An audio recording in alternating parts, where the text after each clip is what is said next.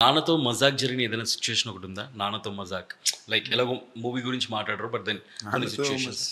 ఎప్పుడు ఏదో ఒకటి ఉంటూనే ఉంటుంది మరి. మాకు అన్నిటికన్నా ఫన్నీ ఎక్స్పీరియన్స్ ఏంటంటే, మా చిన్నప్పుడు మా చెల్లికి హ్యాబిట్ ఉండేది. ఎక్కడ నీళ్ళు కనిపిస్తే లోపల దూకేస్తుంది. అదే మరీ చిన్నదప్పుడు 4 3 టప్పని దూకేస్తుంది లోపల.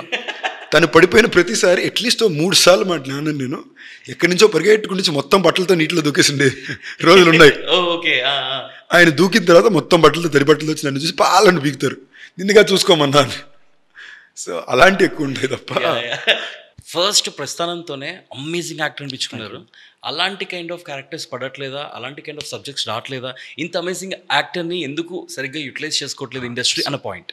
లాస్ట్ ఇయర్ భైరవ్ కొన హిట్ అన్న రాయన్, నిజమేనే చెప్తున్నా, హమ్మ హమ్మ, వాటర్ ప్యాకెట్. ఇప్పుడు ఈ డైరెక్టర్ ఉన్నారు, ఆయన లాస్ట్ సినిమా 100 కోట్ల హిట్. అవును. దాని లాస్ట్ 4 సినిమాలు హిట్లు. దాని తర్వాత నాతో సినిమా చేస్తున్నారు.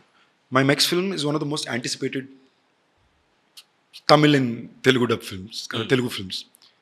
Family man season 3 parallel lead, Netflix is first south Indian show.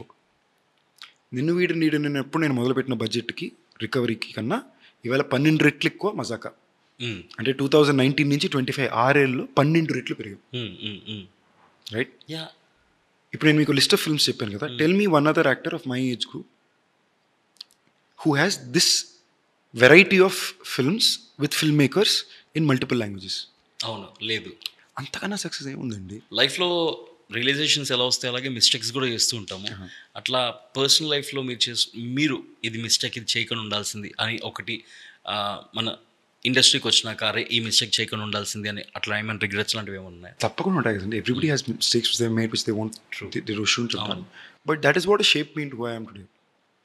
Probably నాకు ఆ ఫేస్ పడకుండా, నాకు ఆ బ్యాడ్ ఫేస్ ఉంది కదా films for those 5 years 4 years, అది పడకుండా ఉండుంటే నాకు ఇవాళ ఈ థాట్ ప్రాసెస్ ఉండేది కాదేమో. I probably wouldn't have found this way path out for me. నాకంటూ ఒక యూనిక్ ఐడెంటిటీ వాళ్ళని క్రియేట్ చేసుకోగలిగా. అది ఎంతమందిలో ఉందని పక్కన పెడితే ఐ కెన్ స్ట్రాంగ్లీ సే నా సినిమాలు నచ్చేవారు నా కోసమే వస్తున్నారు. నా సినిమాలు చూసి నన్ను ఇష్టపడ్డవారు. దీనికోసం నేను 15 ఏళ్ళు పోరాడా. నేను ఈ 15 ఏళ్ళు ఇది మాత్రమే చేశా. I haven't prioritized anything else over this.